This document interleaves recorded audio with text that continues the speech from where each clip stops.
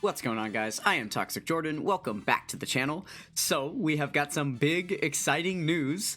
This brand new quest stage here, stage 38-7, appears to be the new best link leveling stage in all of Dokkan Battle.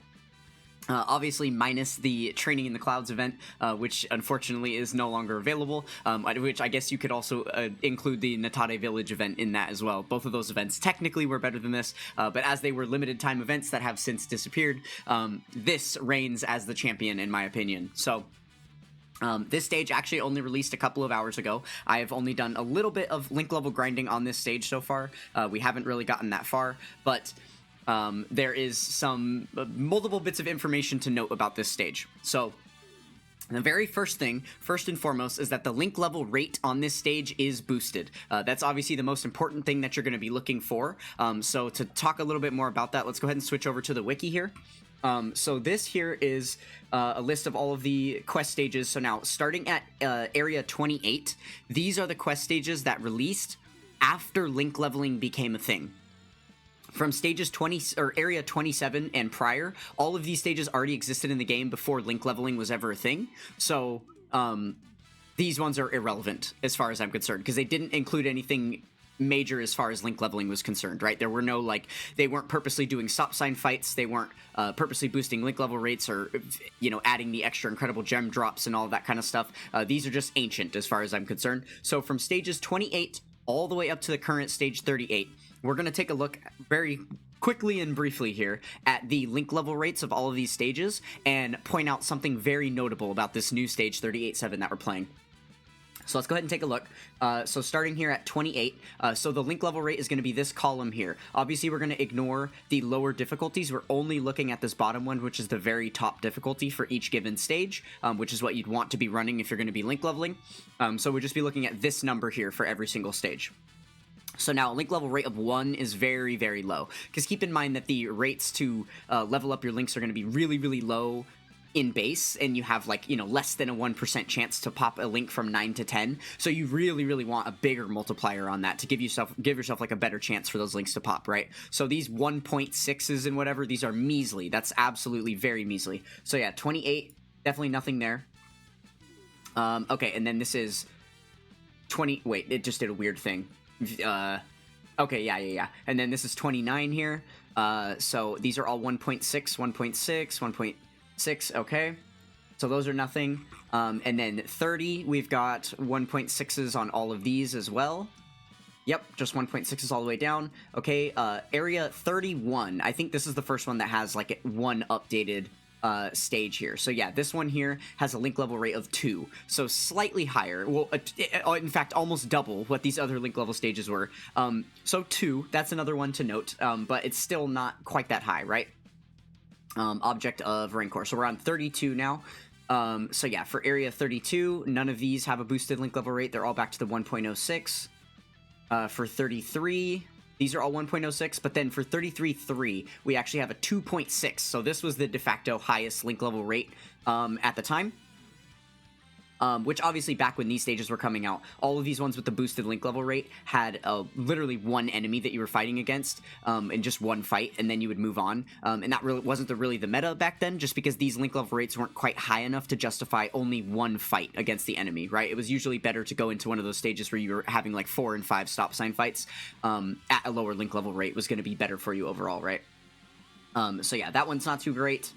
Okay, and then what is this, 34? Let's see, showdown against, yeah, 34. Okay, so stage 34-7 was the next time we got an updated link level rate, 2.9, so creeping up just a little bit higher there. Okay, and then 35, yes, so then obviously this is where we get to what was the best link level stage prior to today, right? Stage 35-6 against the Ginyu Force here. A link level rate of 3.5. That is ridiculous. This is the closest comparable thing that we've gotten to, like, the Training in the Clouds event, the Natade Village event, the Master Roshi daily training event, those kind of things. This link level rate is absolutely ridiculous right here, right? This is where you're starting to get to those numbers of, like, it only takes a couple of hours to get a character, you know, all the way upwards of, like, level 8, level 9 links and stuff. And usually within a day of link leveling, you can get your characters from just starting them out at all level 1 links to full level 10s. Usually about a day is how long it would take with these, maybe a little bit less if you get lucky. So yeah, 3.5, that is absolutely amazing, right? So then we go on to area 36, nothing amazing or updated from there. And then area 37 here had another one that was updated. Let's see, just the one stage here. Another 2.9, but again, this was a one enemy fight, slightly lower link level rate. So yeah, not too amazing there. And then we are getting on to where we're at now. So stage 38, and then there we go, 38.7.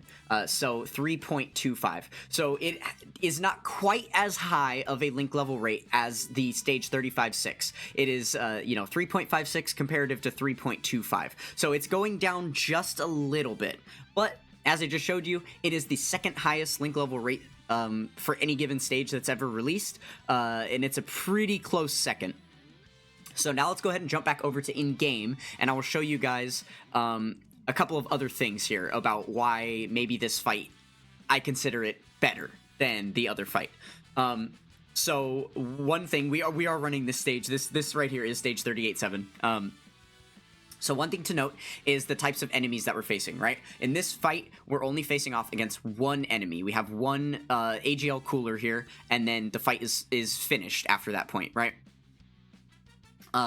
So that is one thing that this stage has against stage 35.6, because in stage 35.6, you're fighting against all 5 members of the Ginyu Force, and that takes a lot longer to get through, right? So as far as, like, time is concerned, this stage, I think, overall is going to be quicker, just because your average clear time for the stage itself is going to be a lot lower, or at least, slightly lower, right? Under a minute there, and we were still, we still had to fight with multiple enemies, because obviously I've got a lot of, like, fodder units on the team that aren't capable of really dealing damage or anything. But if we do get lucky enough to spawn in with, like, one of our characters that can actually deal damage, then we can finish this phase quite quickly. In fact, I'll turn off auto for a second so we can just do the one attack here real quick, and then move on. But yeah, because obviously, like, all these SRs and SSRs and stuff are going to be kind of useless against this boss. These like later quest mode stages, you actually do need like a little bit of attack power to take these guys down. But yeah, so that is a big, like, kind of asterisk I put on this, which is that this is only something I'm mainly recommending for, like, really hardcore link levelers, because there are definitely better stages that are going to get you more bang for your buck. They might take a little bit more time to be able to clear through. Like, ultimately you might be running the stage and then it's going to take you, upwards of like a minute and a half or 2 minutes to run through the stage. But usually, like, the fact that there's only one fight here makes it not as, like, lucrative as far as the stamina spent. As some of the other stages, which, if you're curious what those other older stages are, I made a link leveling guide. It's in my Dokkan Battle Guides playlist. You could find that pretty easily on the channel there. So yeah, I go into much more depth about all the different things you want to be considering while you're link leveling, and what would be the best bang for your buck as far as if you want to do time efficiency, or if you're looking for stamina efficiency, or if you're looking for the dual link level grind while also grinding for incredible gems at an efficient rate. So yeah, I talk about all of that stuff in that video. You can go ahead and check that out. I'm not going to go into too much detail about that stuff here. But yeah, mainly as far as time is concerned, I think that this stage is going to be the best. So yeah, as you can see there, very easy to just take down the one enemy. So let's go ahead and switch over to stage 35.6, and then we'll do a couple of example runs in here, and I can show you a bit of an example of what I'm talking about here. Let me switch off. I think there's a couple of units here that I finished getting to link level 10 on that other stage. So let me switch them out real quick. So we'll get that guy, and then we'll put another, we'll do like an extreme class Earthbred fighter. There we go. Okay. Okay, yeah. So when going through this stage, it's going to be a little bit more tedious. Okay, this is actually a perfect example here. So we've got to fight all 5 members of the Ginyu Force, and they are all going to be just about as strong as that cooler, as far as, like, needing to do super attacks with, like, quote-unquote real units, like UR characters and stuff that actually have hidden potential system investment or super attack leveling and things like that. So not only is it going to take us a lot longer to get through these stages, because as you can see here, we haven't even, like, oh gosh, it's so bad. This that you're noticing is the other thing. We are also subject to taking a lot more damage in here. Now again, this is another highlight that's only really there for like the really hardcore link levelers that are link leveling all these like garbage units in their account. Obviously, if you're just trying to get all of your like Dokkan Fest LRs done or something like that, then you're not going to have to worry about the damage that you're taking or the damage output that you're dealing. But if you are link leveling a lot of these crap characters, then that is something you're going to have to consider for sure, right? You can see that our HP was almost 50% depleted off of that one turn. So if we're not careful with like our team balance and stuff, then we can end up taking KOs in this stage, right? Prior to the Training in the Clouds event leaving, I did actually manage to finish link leveling all the normals and rares in the game. I finished all of those finally, so now the lowest rarity character I ever have to worry about link leveling again is SR, but I do still have hundreds of SRs left, so it's going to be quite a while before you know, we don't have to worry about that low tier of character anymore. So yeah, as you can see, I think this stage just does take a little bit longer. It is a little bit more like kind of dangerous, so to speak, for me to run.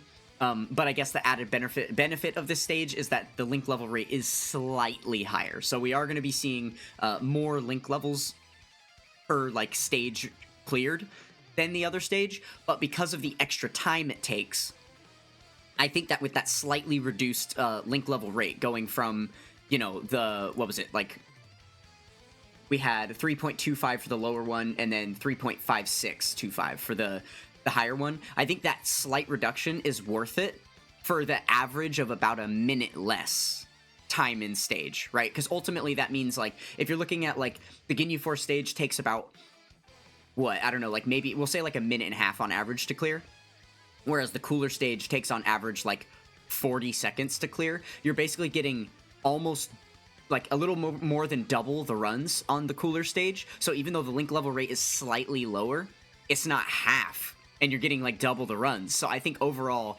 as far as length of time is considered, you're going to get more level 10 links over time with stage 38-7. So yeah, I think this is, because of that, this makes this the de facto best link leveling stage in the game. I think that there's no debating that, really. I'm pretty sure that is like a hands down thing. Now, there is one other thing to consider. One other thing to consider here is that on stage 35-6, there is one way to make this stage quicker. And that is to do this. I'm gonna have to go to here. This. So, as long as you are using a Piccolo Jr.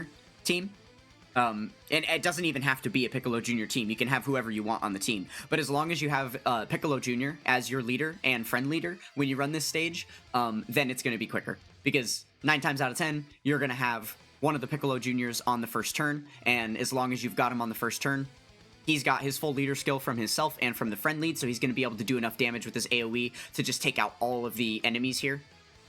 And then this will be just as quick, if not quicker, than the cooler stage, right?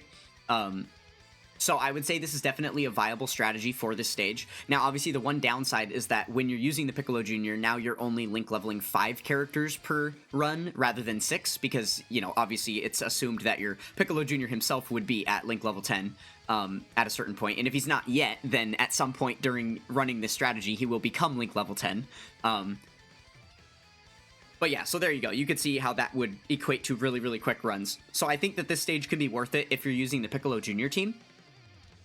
But aside from that, getting that like free AoE there, then this stage is probably not quite as good as the other. So now one other little PSA I want to put out before we finish the video here fully is that something else people might consider as a cheeky strategy, because this is something that like on stage 31-4, it was a really common strat to use the Yamcha team. In fact, nah, we won't go run it. It's pretty outdated at this point, at least for my standards. But yeah, so using the Yamcha team, right? So similar idea to the Piccolo Jr. team, where you run, I guess this is a full Earthbred Fighters build, so we still can do this. Let's set Yamcha as our lead and friend lead. And change that to super. and do Saiyan Saga. Please tell me there's a Yamcha. There's not a Yamcha friend lead. Okay, boo. That sucks. Alright, so we're only gonna have the one then. He didn't pop turn 1. That's fine. We'll run this a couple times with the Yamcha lead and kind of as I rant about what I'm about to rant about. Okay, so one strategy that people do with these single enemy fights is the exact same thing that we just showed off with the Piccolo Jr. strat, where you use the Yamcha as your lead. So then, you know, as long as you have a full Earthbred Fighters build, then Yamcha will proc his start of turn active skill and then immediately squash the enemy, and then you'll move on to the next fight.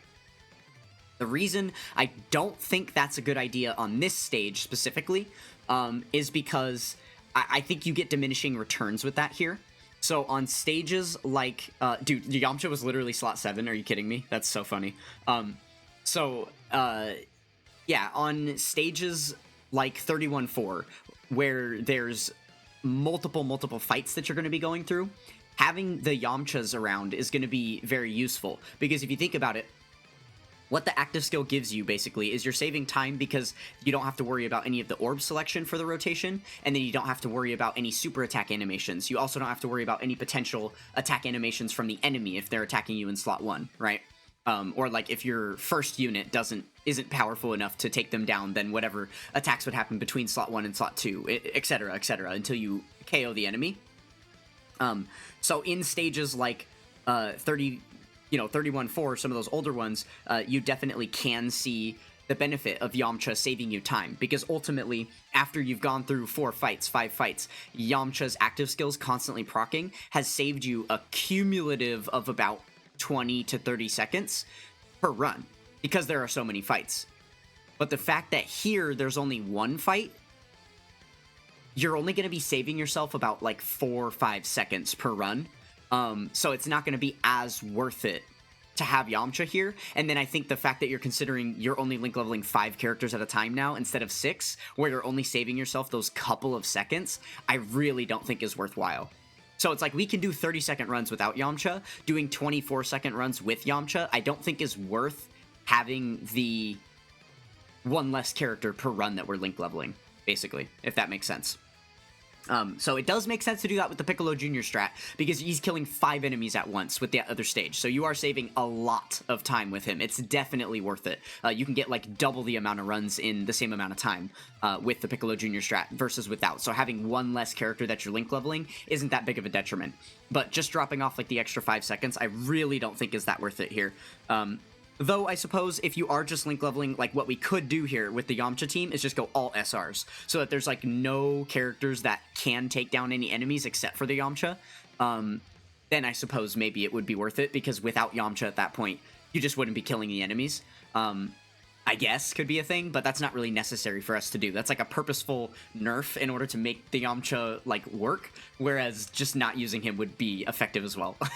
So yeah, alright, well, we're gonna go ahead and wrap it up here before I rant too much longer. I could talk all day about link leveling. But yeah, so those are my thoughts on the new, updates for the new quest mode stages. I think that 38-7 is the best link level stage, and from now on, I think it's the stage that I am going to be using to link level my characters.